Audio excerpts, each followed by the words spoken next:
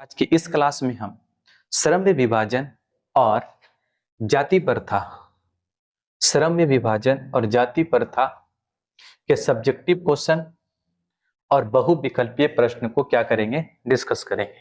ठीक है, श्रम्य विभाजन और जाति प्रथा के सब्जेक्टिव क्वेश्चन को भी डिस्कस करेंगे और ऑब्जेक्टिव क्वेश्चन मतलब बहुविकल्पीय प्रश्न को भी क्या करेंगे बच्चों, यहाँ पे हम डिस्कस करेंगे। ठीक है, तो चलो आगे बढ़ते हैं। तो बच्चों सबसे पहले हम बात करेंगे यहाँ पे कि ये जो चैप्टर है श्रम्य विभाजन और जाति प्रथा ये क्या है। श्रम्य विभाजन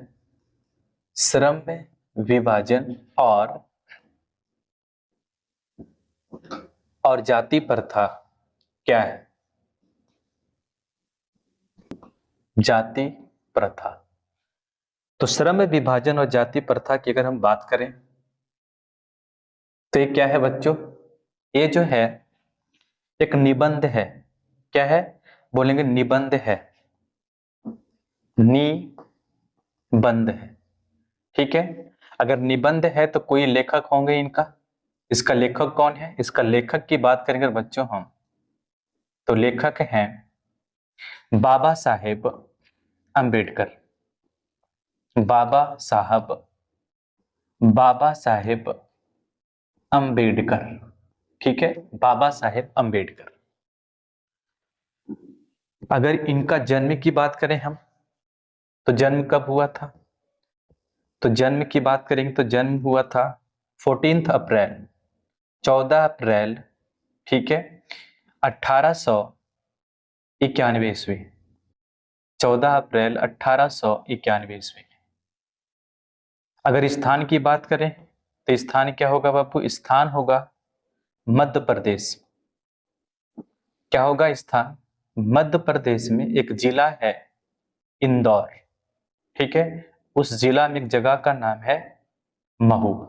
तो मध्य प्रदेश के महू में इनका जन्म हुआ था। ठीक है, ये कौन सी परिवार से बिलोंग करते थे, ये दलित परिवार से बिलोंग करते थे।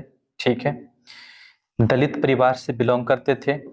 अगर इनका निधन की बात करें बच्चों तो निधन कब हुआ था, तो निधन की अगर हम बात करें तो निधन इनका हुआ था 6 दिसंबर 1956 ईस्वी में। कहाँ हुआ था, तो जगह का नाम याद रखना है, दिल्ली। कहाँ हुआ था, दिल्ली में। तो बच्चों यहाँ पे याद रखना है हमें, देखो क्या, श्रम्य विभाजन और जाति प्रथा एक निबंध है। इसका लेखक कौन है, बाबा साहेब अंबेडकर। इनका जन्म कब हुआ था, 14 अप्रैल 1891 ईस्वी को।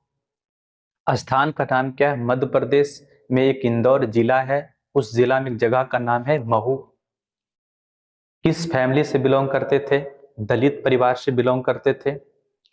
इनका निधन कब हुआ था, 6 दिसंबर 1956 दिल्ली में। ठीक है, आगे बढ़े क्वेश्चन की ओर।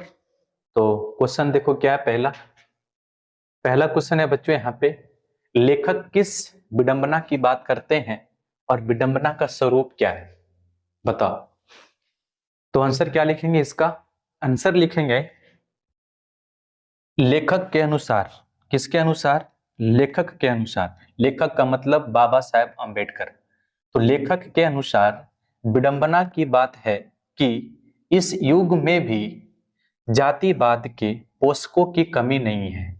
बच्चों यहाँ पे जातिवाद के पोषकों का मतलब हुआ वैसे लोग जो जातिवाद को बढ़ावा देते हैं, जो आज के युग में भी जातिवाद को मान रहे हैं, उसको हम लोग क्या कहते हैं, जातिवाद के पोषक। तो आंसर क्या बनेगा बच्चों, इसका आंसर लिखेंगे हम, लेखक के अनुसार विडंबना की बात है कि इस युग में भी जातिवाद के पोषक मतलब जातिवाद को मानने वाले लोग की कमी नहीं है। और उनका यह भी मानना है कि सभ्य समाज के लिए यह आवश्यक है। मतलब जाति प्रथा और श्रम विभाजन क्या है, आवश्यक है, क्योंकि इसी से लोगों में कार्य कुशलता आती है। इसी से लोगों में कार्य कुशलता आती है। ठीक है, तो इसका आंसर क्या लिख देंगे बच्चों? इसका आंसर हम लिख देंगे, आराम से इसका आंसर लिखेंगे कि लेखक के अनुसार विडंबना की बात है कि इस युग में भी जातिवाद के पोषकों की कमी नहीं है। उनका यह मानना है कि सभ्य समाज के लिए आवश्यक है, क्योंकि इसी से लोगों में कार्यकुशलता आता है। ठीक है, चलो क्वेश्चन नंबर सेकंड देखो बच्चों क्या है। क्वेश्चन नंबर 2 है, जातिवाद के पोषक उसके पक्ष में क्या तर्क देते हैं? जातिवाद के पोषक का मतलब हुआ वे लोग जो जातिवाद को मानते हैं, जो जातिवाद को बढ़ावा देते हैं, उसके पक्ष में, मतलब जाति के पक्ष में, जातिवाद के पक्ष में क्या तर्क देते हैं। तो आंसर क्या होगा बच्चों? यहाँ पे आंसर जैसा लिखा है यहाँ पे, जातिवाद के पोषकों यह तर्क देते हैं कि समाज में कार्यकुशलता के लिए श्रम विभाजन आवश्यक है, क्योंकि जाति प्रथा भी श्रम विभाजन का ही दूसरा रूप है, इसलिए इसमें कोई बुराई नहीं, इसलिए इसमें कोई बुराई नहीं है। तो बच्चों ए है क्वेश्चन नंबर 2 का आंसर। ठीक है, चलो नेक्स्ट देखो, बताओ क्वेश्चन क्या है। देखो, जातिवाद के पक्ष में दिए गए तर्क, मतलब जातिवाद के पक्ष में दिए गए तर्क पर लेखक की प्रमुख आपत्तियां क्या है? प्रमुख आपत्तियां क्या है बताओ। तो इनका आंसर देखो लिखा हुआ है यहाँ पे क्या है बच्चों आंसर में? जातिवाद के पक्ष में दिए गए तर्क पर लेखक के प्रमुख आपत्तियां इस प्रकार है कि जाति प्रथा श्रम विभाजन के साथ साथ श्रमिक विभाजन का भी रूप लिए हुए हैं। तो लेखक क्या मानते हैं बच्चों? लेखक मानते हैं कि जाति प्रथा जो है वो श्रम विभाजन के साथ साथ, श्रम विभाजन का मतलब हुआ काम को बंटवारा करना, तो काम के बंटवारा के साथ साथ इस श्रमिक विभाजन का भी रूप लिए हुए है। श्रमिक विभाजन का मतलब हुआ लोगों को भी बांटता है। इसके साथ साथ विभाजित वर्गों, इसके साथ साथ विभाजित वर्गों को भी एक दूसरे की अपेक्षा ऊंच नीच भी करार देती है, जो कि समाज के लिए सही नहीं, जो कि समाज के लिए सही नहीं है। तो इसका आंसर क्या लिखेंगे? इसका आंसर लिखेंगे हम, इसका आंसर लिखेंगे हम, आंसर लिखेंगे हम जातिवाद के पक्ष में दिए गए तर्क पर लेखक के प्रमुख आपत्तियां इस प्रकार है कि जाति प्रथा श्रम विभाजन के साथ साथ श्रमिक विभाजन का भी रूप लिए हुए है। इसके साथ साथ विभाजित वर्गों को भी एक दूसरे की अपेक्षा ऊंच नीच भी करार देती है, जो कि समाज के लिए सही नहीं है। ठीक है, आगे देखो, चलो क्वेश्चन नंबर 4 देखो क्या है। जाति प्रथा भारतीय समाज में श्रम विभाजन का स्वाभाविक रूप क्यों नहीं कही जा सकती? बताओ बच्चों, यहां पे क्वेश्चन क्या है देखो कि जाति प्रथा जो है वो भारतीय समाज में, हमारे भारतीय समाज में जाति प्रथा श्रम विभाजन का स्वाभाविक रूप क्यों नहीं कही जा सकती? तो आंसर क्या है इसका? आंसर है क्योंकि जातिगत श्रम विभाजन, मतलब जाति आधारित जो श्रम विभाजन है, जो जाति के आधार पे हम लोगों में काम बांटते हैं, वो श्रमिक की रुचि अथवा कार्यकुशलता के आधार पे नहीं है, ये श्रमिक के मन के अनुसार नहीं है और ना ही उनके कार्यकुशलता के आधार पर है, बल्कि माता पिता के गर्भ में ही श्रम विभाजन कर दिया जाता है, जिससे व्यक्ति का तन मन से कार्य नहीं कर पाता है, जो कि गरीबी का सबसे बड़ा कारण बन जाता है। बच्चों यहाँ पे बताया जा रहा है कि जातिगत श्रम विभाजन श्रमिक की रुचि, उसके मन और उसके कार्य कुशलता पे आधारित नहीं है, बल्कि ठीक है माँ के गर्भ में ही उस बच्चे के लिए, जो आने वाला बच्चा है, उस बच्चे के लिए ठीक है श्रम विभाजन कर दिया जाता है, ठीक है, मतलब वो कौन सी काम करेगा, ठीक है, किस काम को वो करेगा, वो पहले से ही निर्धारित कर दिया जाता है उनकी माता और पिता के द्वारा, जब वो गर्भ में होता है तभी। ठीक है, इसी कारण, ठीक है, व्यक्ति तन मन से कार्य नहीं कर पाता है, जो कि गरीबी का सबसे बड़ा कारण बन जाता है, गरीबी का सबसे बड़ा कारण बन जाता है। तो आंसर क्या लिखेंगे, आंसर लिखेंगे हम, ठीक है, क्या लिखेंगे बच्चों आंसर यहाँ पे, तो देख लो आंसर होगा यहाँ पे, आंसर होगा यहाँ पे कि क्योंकि जातिगत श्रम विभाजन श्रमिक की रुचि अथवा कार्यकुशलता पर आधारित नहीं होता है, बल्कि माता पिता के गर्भ में ही श्रम विभाजन कर दिया जाता है, जिससे व्यक्ति तन मन से कार्य नहीं कर पाता है, जो कि गरीबी का सबसे बड़ा कारण बन जाता है। ठीक है, नेक्स्ट देखो क्वेश्चन नंबर 5 देखो क्या है, जाति प्रथा भारत में बेरोजगारी का, जाति प्रथा भारत में बेरोजगारी का एक प्रमुख और प्रत्यक्ष कारण कैसे बनी हुई है, बताओ।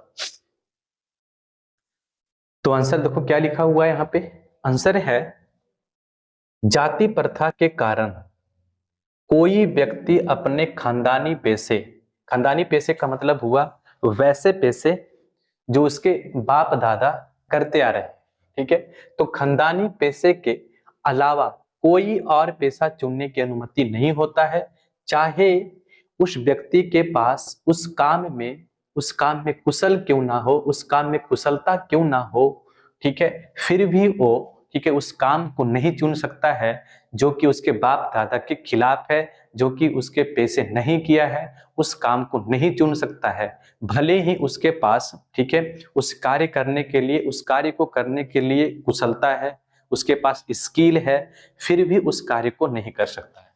ठीक है, इसी कारण भारत में जाति प्रथा बेरोजगारी का एक प्रमुख और प्रत्यक्ष कारण बन जाता है। तो आंसर लिखेंगे कैसे, आंसर कैसे लिखेंगे, आंसर लिखेंगे यहाँ पे हम, जाति प्रथा के कारण कोई व्यक्ति को अपने खानदानी पेशे के अलावा कोई और पेशा चुनने की अनुमति नहीं होती है, चाहे व्यक्ति उस काम में कुशल क्यों ना हो, इसी कारण भारत में जाति प्रथा बेरोजगारी का एक प्रमुख और प्रत्यक्ष कारण बनी हुई है। नेक्स्ट देखो क्वेश्चन नंबर 6 देखो क्या है, लेखक आज के उद्योगों में गरीबी और उत्पीड़न से भी बड़ी समस्या किसे मानते हैं, बताओ। कह रहा है यहाँ पे कि लेखक आज के उद्योग में गरीबी, लेखक आज के उद्योग में गरीबी और उत्पीड़न से भी बड़ी समस्या किसे मानते हैं और क्यों। तो आंसर देखो क्या है, लेखक गरीबी और उत्पीड़न से भी बड़ी समस्या, गरीबी और उत्पीड़न से भी बड़ी समस्या जाति प्रथा को मानते हैं। किसे मानते हैं बच्चों, जाति प्रथा को मानते हैं, क्योंकि कोई भी व्यक्ति जाति प्रथा के विरुद्ध नहीं जा सकता है, जिसके कारण किसी दूसरे कार्य में कार्य कुशल होने के बावजूद भी उसे कार्य नहीं कर सकता है, जो गरीबी का सबसे बड़ा कारण बनता है। ठीक है, चल नेक्स्ट देखो क्वेश्चन नंबर 7 देखो क्या है, लेखक ने पाठ के किन पहलुओं में जाति प्रथा को एक हानिकारक प्रथा के रूप में दिखाया है, बताओ। किन पहलुओं में जाति प्रथा को एक हानिकारक प्रथा के रूप में दिखाया है। तो आंसर क्या होगा, देखो आंसर है लेखक ने विभिन्न पहलुओं में जाति प्रथा को एक हानिकारक प्रथा के रूप में दिखाया है, जो कि निम्न है। तो पहला क्या बच्चों, पहला है यह श्रम विभाजन के साथ साथ श्रमिक को भी बांटती है। यह का मतलब हुआ यहाँ पे जाति प्रथा। तो जो जाति प्रथा है वो श्रम विभाजन के साथ साथ श्रमिक को भी बांटती है, मतलब जो काम करने वाला उसको भी और काम को भी बांटती है। जाति प्रथा मनुष्य की रुचि पर आधारित नहीं है, ठीक है। आर्थिक पहलू से भी जाति प्रथा हानिकारक प्रथा है, मतलब जितना आर्थिक पहलू हानिकारक नहीं है लोगों के लिए, उससे कई गुना ज्यादा, ठीक है, हानिकारक कौन है, जाति प्रथा है, जाति प्रथा। अगला क्या है, जाति प्रथा बेरोजगारी का सबसे बड़ा कारण है। जाति प्रथा क्या है, बेरोजगारी का सबसे बड़ा प्रत्यक्ष और ठीक है प्रमुख कारण है। चलो क्वेश्चन नंबर 8 देखो, इसके बाद हम लोग क्या करेंगे, ऑब्जेक्टिव क्वेश्चन को करेंगे। ठीक है, ये लास्ट क्वेश्चन है सब्जेक्टिव क्वेश्चन का। क्वेश्चन देखो क्या है, सच्चे लोकतंत्र की स्थापना के लिए लेखक ने किन विशेषताओं को आवश्यक माना? बताओ। सच्चे लोकतंत्र की स्थापना के लिए लेखक ने किन विशेषताओं को आवश्यक माना है? तो आंसर क्या होगा इसका, लेखक के अनुसार आदर्श समाज को, ठीक है, आदर्श समाज स्वतंत्रता, समता और भाईचारे पे आधारित होनी चाहिए, अर्थात समाज में दूध पानी के मिश्रण की तरह भाईचारे का भाव होना चाहिए। ठीक है, तो लेखक यहाँ पे आदर्श समाज या फिर सच्चे लोकतंत्र किसे मानते हैं? तो क्या आंसर क्या होगा यहाँ पे, लेखक के अनुसार आदर्श समाज स्वतंत्रता, समता का मतलब हुआ सभी को एक जैसा मानना समाज में, और भाईचारा पे आधारित होना चाहिए, अर्थात उस समाज में दूध पानी के मिश्रण की तरह भाईचारे का भाव होना चाहिए। ठीक है, तो ये रहा आज का सब्जेक्टिव क्वेश्चन, लास्ट हो गया ये। ठीक है, आगे हम क्या करने जा रहे हैं, ऑब्जेक्टिव क्वेश्चन को डिस्कस करेंगे। तो देखो पहला क्वेश्चन देखो क्या है, पहला क्वेश्चन देखो ऑब्जेक्टिव में क्या है, श्रम विभाजन और जाति प्रथा के लेखक कौन है? तो इसका आंसर क्या होगा बच्चों, इसका आंसर हो जाएगा Baba Saheb Bhimrao Ambedkar, option number B. Next देखो, डॉक्टर भीमराव अंबेडकर के पिता का नाम क्या था? तो इनका पिता का नाम क्या था, रामजी सकपाल, रामजी सकपाल।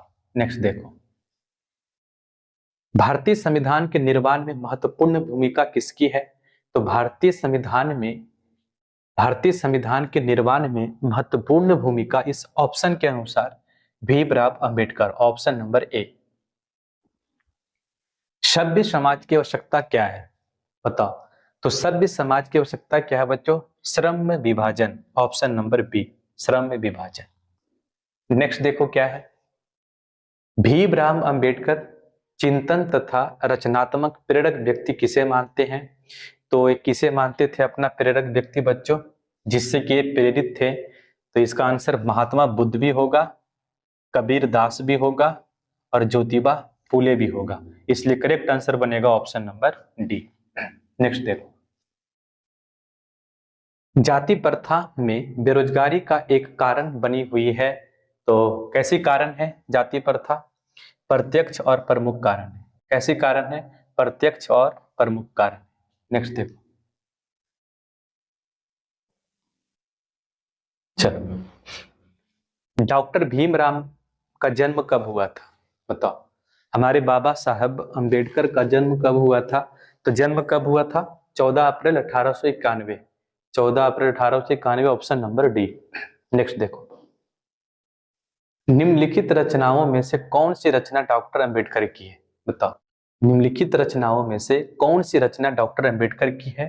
तो द कास्ट इन इंडिया हमारे बाबा साहेब का है, the untouchables who were they भी उनका है, ठीक है, हु आर सुधराज भी इन्हीं का है। तो इसका आंसर क्या बनेगा बब्बू, ऑप्शन नंबर डी, इनमें से सभी, इनमें से सभी। नेक्स्ट देखो, अंबेडकर की दृष्टि से भाईचारे का वास्तविक रूप क्या है? तो अंबेडकर की दृष्टि से भाईचारे का वास्तविक रूप क्या है? दूध और पानी के मिश्रण की तरह, दूध और पानी के मिश्रण की तरह, ऑप्शन नंबर डी। नेक्स्ट देखो, प्राथमिक शिक्षा प्राप्त करने के बाद अंबेडकर उच्चतर शिक्षा प्राप्त करने के लिए कहाँ गए? बताओ। तो प्राथमिक शिक्षा प्राप्त करने के बाद बाबा साहेब अंबेडकर उच्चतर शिक्षा प्राप्त करने के लिए न्यूयॉर्क अमेरिका गए, ठीक है, कहाँ गए? अमेरिका गए। उसके बाद इन्होंने इंग्लैंड भी गया, इंग्लैंड, ठीक है, कहाँ गए बच्चों? इंग्लैंड भी और अमेरिका भी। इसका राइट आंसर क्या बनेगा? Option number D, option number C. Next देखो, श्रमिक विभाजन और जाति प्रथा क्या है?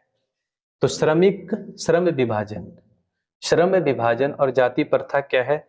तो श्रम विभाजन और जाति प्रथा जो है एक निबंध है, option number C, C is the right answer. Next देखो, आधुनिक सभ्य समाज श्रम विभाजन को आवश्यक क्यों मानता है? बताओ। आधुनिक सभ्य समाज श्रम विभाजन को आवश्यक क्यों मानता है? क्योंकि आधुनिक समाज को मानना है कि कार्य कुशलता इसी से आता है। तो आंसर क्या बनेगा? ऑप्शन नंबर ए, कार्य कुशलता के लिए। श्रम विभाजन और जाति प्रथा पाठ बाबा साहेब के किस भाषण का संपादित अंश है? बताओ। तो बच्चों यहाँ पे ध्यान देना है कि the caste in India their mechanism, ये भी इन्हीं का रचना है, ठीक है। जेनेसिस एंड डेवलपमेंट, ये भी बाबा साहेब की रचना है। और हु इज सुधराज भी इन्हीं का रचना है।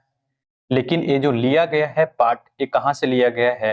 Annihilation of caste, annihilation of caste, इसका राइट आंसर हो जाएगा ऑप्शन नंबर सी। नेक्स्ट देखो, बाबा साहेब अंबेडकर का जन्म किस परिवार में हुआ था? तो इसका आंसर क्या बनेगा बच्चों? ऑप्शन नंबर सी, दलित परिवार में। नेक्स्ट देखो, बाबा साहेब अंबेडकर के भाषण एनिहिलेशन ऑफ द कास्ट को किसने हिंदी में रूपांतरण किया? तो एनिहिलेशन ऑफ कास्ट को हिंदी में रूपांतरण करने वाला व्यक्ति का नाम है ललई सिंह यादव, ऑप्शन नंबर ए। नेक्स्ट देखो, डॉक्टर अंबेडकर ने किस पत्रिका का संपादन किया? तो बच्चा यहाँ पे ध्यान रखना है, इनका 3-4 पत्रिका उसको याद रखना है। पहला क्या है? मुकनायक, क्या है?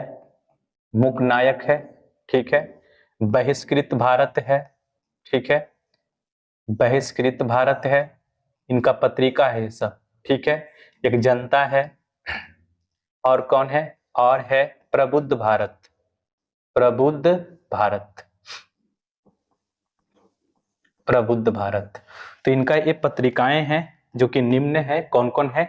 मुकनायक, बहिष्कृत भारत, जनता और प्रबुद्ध भारत, प्रबुद्ध भारत। तो कौन सा होगा आंसर यहाँ पे? Bahishkrit Bharat, option number C is the right answer, option number C. Next देखो, डॉक्टर भीमराव अंबेडकर का जन्म कहाँ हुआ? बताओ। तो इनका जन्म हुआ था महू, मध्य प्रदेश, ऑप्शन नंबर ए। नेक्स्ट देखो, आधुनिक सभ्य समाज में कार्य कुशलता के लिए किसे आवश्यक मानता है? तो आधुनिक सभ्य समाज में कार्य कुशलता के लिए आवश्यक किसे मानता है? तो यहाँ पे आवश्यक माना जाता है किसको बच्चा? तो आवश्यक माना जाता है श्रम विभाजन को, ऑप्शन नंबर ए, श्रम विभाजन। नेक्स्ट देखो, डॉक्टर भीमराव अंबेडकर की मृत्यु कब और कहां हुई थी? तो 1956 दिल्ली में, ऑप्शन नंबर ए, ठीक है। नेक्स्ट देखो, भीमराव अंबेडकर ने निम्न में से किसकी रचना की है? तो आंसर क्या बनेगा बताओ? यहाँ पे आंसर बनेगा जाति प्रथा और श्रम विभाजन। Right answer is the option number C, A, option number A. Bharat से हम क्या सीखें, इनका लेखक कौन है? तो इनका लेखक याद रखना है, ये है इनका मैक्स मुलर, मैक्स मुलर, ठीक है, मैक्स मुलर। और बहादुर के लेखक कौन है? अमरकांत, क्या याद रखेंगे बच्चों? अमरकांत। और नाखून क्यों बढ़ते हैं, इनका कौन है? हजारी प्रसाद द्विवेदी जी, हजारी प्रसाद द्विवेदी जी, ठीक है। तो यहाँ पे राइट आंसर बनेगा ऑप्शन नंबर ए, जाति प्रथा और श्रमिक विभाजन। लेखक की दृष्टि में विडंबना की बात क्या है? लेखक की दृष्टि में विडंबना की बात क्या है? तो आंसर क्या बनेगा? जातिवाद की पोषक की कमी नहीं है, ऑप्शन नंबर ए। लेखक की दृष्टि में आदर्श समाज कैसा होना चाहिए? बताओ, लेखक की दृष्टि में आदर्श समाज कैसा होना चाहिए? तो वैसे समाज जिसमें स्वतंत्रता, समता और भ्रातृत्व का भाव, भ्रातृत्व का मतलब हुआ भाईचारा का भाव होना चाहिए। तो वैसे समाज जिसमें स्वतंत्रता हो, समता हो और भाईचारा का भाव हो, उसे आदर्श समाज मानते हैं, ऑप्शन नंबर ए। नेक्स्ट देखो, लेखक बेरोजगारी का प्रमुख और प्रत्यक्ष कारण किसे मानते हैं? तो प्रमुख और प्रत्यक्ष कारण किसे मानते हैं? प्रमुख और प्रत्यक्ष कारण मानते हैं किसको? जाति प्रथा को। ऑप्शन नंबर सी, जाति प्रथा को। नेक्स्ट देखो, डॉक्टर अंबेडकर का वाङ्मय हिंदी के कितने खंडों में प्रकाशित हो चुकी है? तो कितने खंडों में किया गया इसको? 21 खंडों में। Option number D. Next, doctor Bhimrao Ambedkar की माता का क्या नाम है? बच्चों, इनका माता का नाम है भीमाबाई। भीमाबाई। अगर इनका पत्नी की बात करें तो बच्चों इनका दो पत्नियां थी। ठीक है। जो पहली पत्नी थी उनका नाम क्या था? याद रखना है, पहली पत्नी का नाम था रमाबाई अंबेडकर। ठीक है, रमाबाई अंबेडकर। और दूसरी पत्नी का नाम था सबिता बाई अंबेडकर।